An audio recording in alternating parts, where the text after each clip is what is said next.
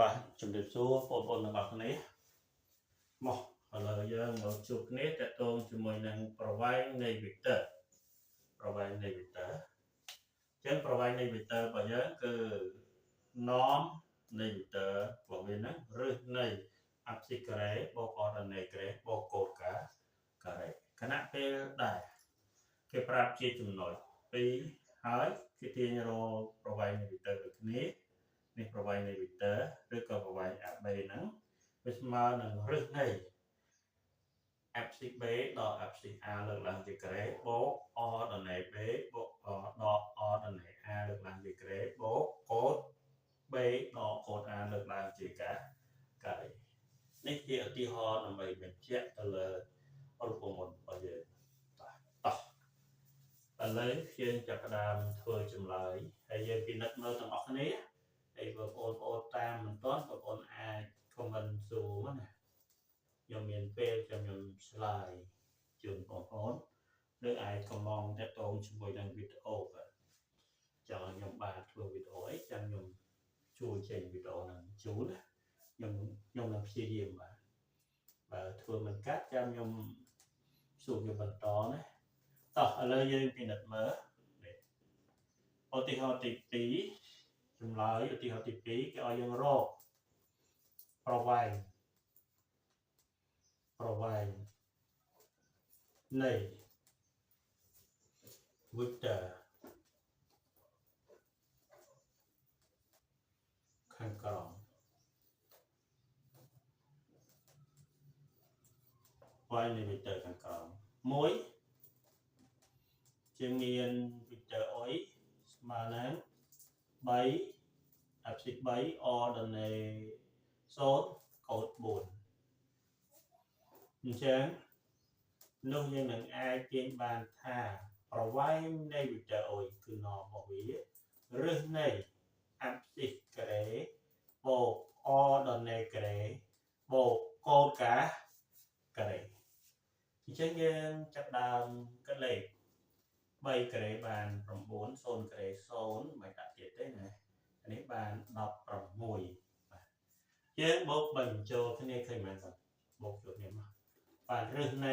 25តែ25ចេញពីរ៉ាឌីកាល់បាន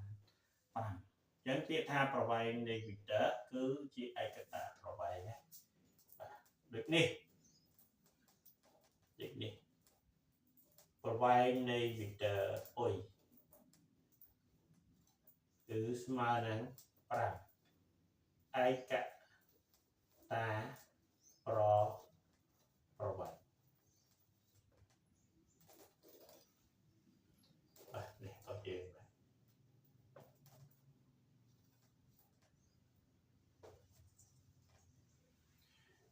យើងចាប់យកចំណុចលេខ1ហើយយើងចូលដល់លេខ2របស់យើងគឺមាន vector y ស្មើនឹង abscissa វាដល់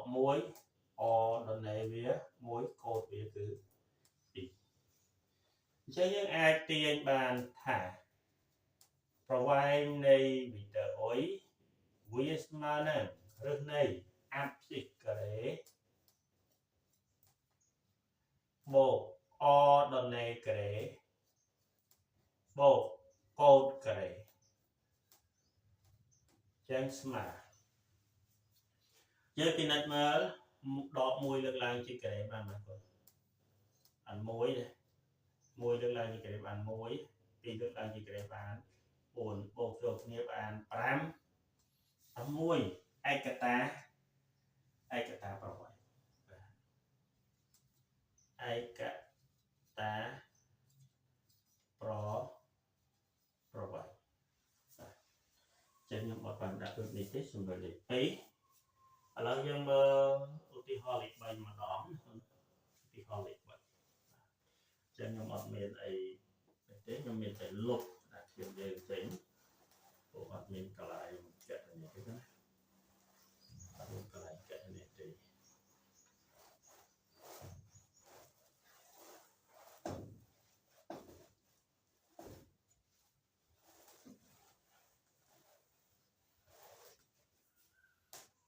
មក ឥឡូវយើងពិនិត្យមើល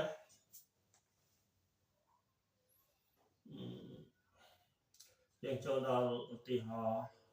ទី3រកប្រវែងនៃ vector a ab អញ្ចឹងលេខ1 a មាន abscissa 2 o ដល់នៃ0កូដ0និង b មាន abscissa 0 o ដល់នៃ3កូដ1អញ្ចឹងយើងពិនិត្យមើលទាំងអស់គ្នាតកតងជាមួយនឹងអាហ្នឹងបាទគេបាន AB គឺជាប្រវែងនៃ vector AB នេះប្រវែងនៃ vector AB ណាខ្ញុំដាក់ពីចូលគ្នាហើយដោយសារតែត្រីកោណគឺយើងត្រូវការដាក់ AB ចឹងជាជ្រុងនៃត្រីកោណអត់ដាក់ vector ទេណាបាទពេលដែលយើងរកប្រវែងជ្រុងនៃត្រីកោណគឺយើងរកតាមអញ្ចឹងរឹសនៃ xb ដល់ xa លើកឡើងជាការ៉េបូក YB ដល់ YA ទាំងអស់លើកឡើងជាការ៉េបូក ZB ដល់ ZA ទាំងអស់លើកឡើងជាការ៉េចឹងយើងចាប់ផ្ដើមចំនួនចូលទាំងអស់គ្នាយើងពិនិត្យមើល XB របស់យើងគឺ XB របស់យើងគឺ0ដល់ XA គឺ2លើកឡើងជាការ៉េបូក YB របស់យើងគឺ3ហើយដក YA របស់យើងគឺ0មួយទៀតបូក ZB របស់យើងគឺ1ដក ZA របស់យើងគឺ0ទាំងអស់លើកឡើងជាការតោះកិលេសទាំងអស់គ្នា0ដក2ចេញជាងបានដក2លើកឡើងជាការ៉េបាន4 3ដក0ចេញបាន3លើកឡើងជាការ៉េបាន9 1ដក0ចេញបាន1លើកឡើងជាការ៉េបាន1អញ្ចឹងចម្លើយរបស់យើងគឺបានរឹសនៃ14បាទរឹសនៃ14ដូចនេះមកដូចនេះ AB ជាប្រវែងនៃ vector AB ស្មើនឹងរឹស14ឯកតាប្រវែងនេះមកនិយាយបាទឧទាហរណ៍ទី3ដដែលតែចូលដល់លំហាត់លេខរៀងទី2គឺយើងមាន A abscissa របស់វាគឺ 2 o ដល់នៃ0កូដ2និង B មាន abscissa 1 o ដល់នៃ2កូដ0យើងចាប់ដើមធ្វើដូចគំរូចំណុចទី1របស់យើងឥឡូវលុបចេញសិនណាលុបនេះចេញសិន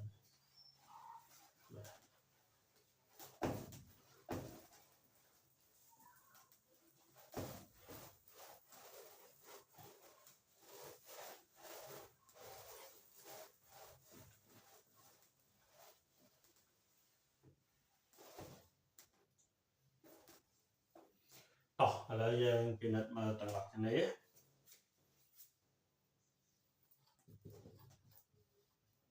គេបានAB វាស្មើជាមួយនឹង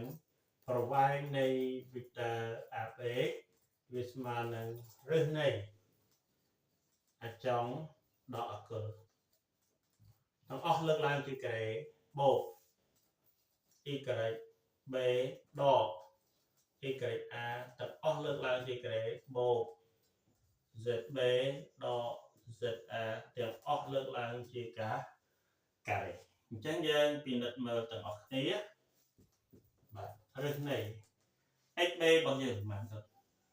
ទៅ XB របស់យើងគឺ1ដក2បាត់មកវិញលើកឡើងជាការ៉េបូក YB យើង